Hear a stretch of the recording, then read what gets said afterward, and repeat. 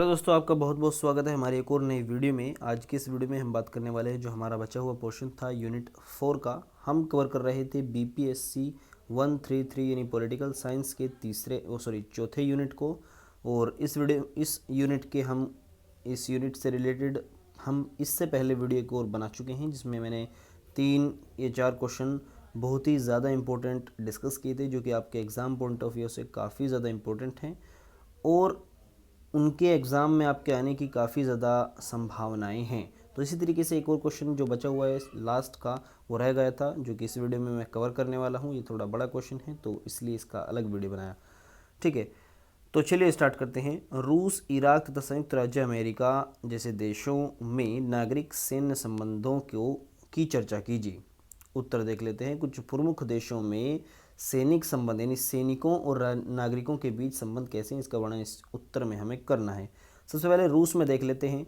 तो रूस पूर्व सोवियत संघ का एक महत्वपूर्ण भाग था। ये एक उत्तराधिकारी के रूप में था।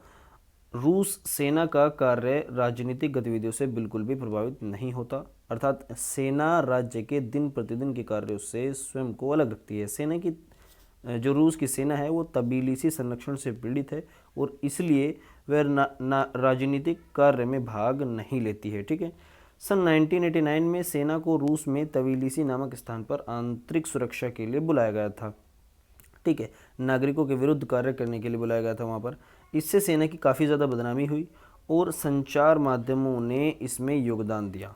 ठीक है, 2 बार ऐसा हुआ और दोनों ही बार सेना की बदनामी हुई, जिसके कारण सेना जो है आंतरिक सुरक्षा की में दखलंदाजी करने से वहाँ की सेना कतराती है और अपना हाथ खींचती है। किसी भी देश की सेना वहाँ के सामाजिक राजनीतिक परिवेश का भाग होती है। अब इराक के बारे में देख लेते हैं। इराक में तानाशाही शासन विद्यमान है, जैसे कि आपको पता है। वहाँ का राष्ट्रपति सैनिक प्रधान होने के साथ साथ तीनों सेना का कमांडर भी होता है। सेना का प्रयोग राजनीतिक हितों की पूर्ति के लिए किया जाता है। सद्दाम हुसैन एक काफ़ी ज़्यादा जो है फेमस नेम है। जो सद्दाम हुसैन वहाँ का काफ़ी लंबे समय से राष्ट्रपति के पद पर रहे थे। सत्ता में आते ही उन्होंने सेना में छटनी का कार्य किया जिससे उनकी जो है प्रभाव और ज़्यादा बढ़ सके। सद्दाम हुसैन की पार्टी ने 1963 में सैनिक क्रांति के द्वारा राजनीतिक सत्ता को प्राप्त किया। इन सब का उद्देश्य था एक विचारधारा वाली सेना का गठन करना। वहाँ सेना में स्थान पार्टी के सदस्य या कार्यकर्ताओं को ही मिलता है। सेना में स्थान उन्हीं लोगों को मिलता है जो पार्टी के होते हैं, उसकी पार्टी के होते हैं। ठीक है, सत्तावादी पार्टी जो होती है उसके सदस्यों को ही वहाँ पर सेना में स्थान मिलता है और वही लोग वहाँ पर शासन करते हैं।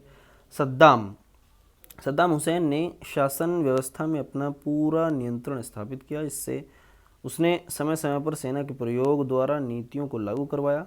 सेना में महत्वपूर्ण पदों पर सद्दाम हुसैन के जो विश्वास पात्र व्यक्ति थे वही बैठे हुए थे, वही नियुक्त थे।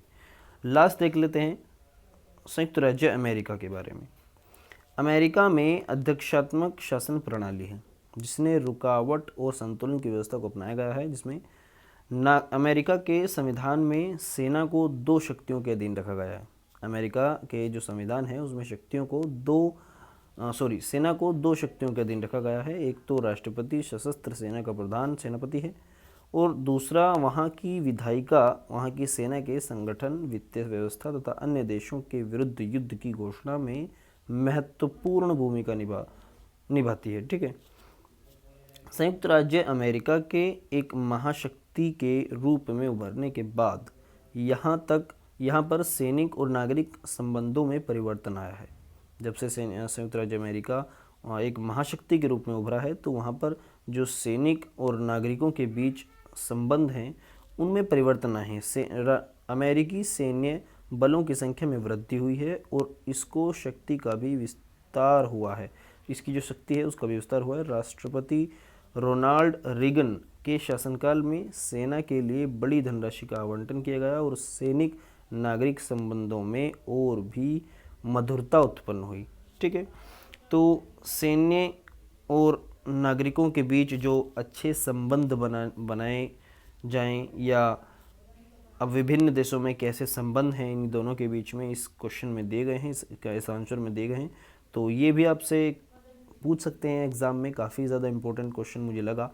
तो इसको अच्छे से देख लीजिएगा। अगर इसके आपको PDF चाहिए तो नीचे डिस्क्रिप्शन में PDF लिंक आपको मिल जाएगा टेलीग्राम चैनल का। वहाँ से आप बहुत सारी अन्य सब्जेक्ट्स की जो PDF हैं, सोल्व असाइनमेंट या क्वेश्चन पेपर, इसी तरीके के इग्नू से रिलेटेड या स्टडी से रिलेटेड बहुत सारे मटेरियल वहाँ पर मैंने डाले हुए हैं और आगे आने वाले टाइम में भी अपलोड करता रहूँगा। तो जाके टेलीग्राम चैनल को जो है ज्वाइन कर लीजिएगा।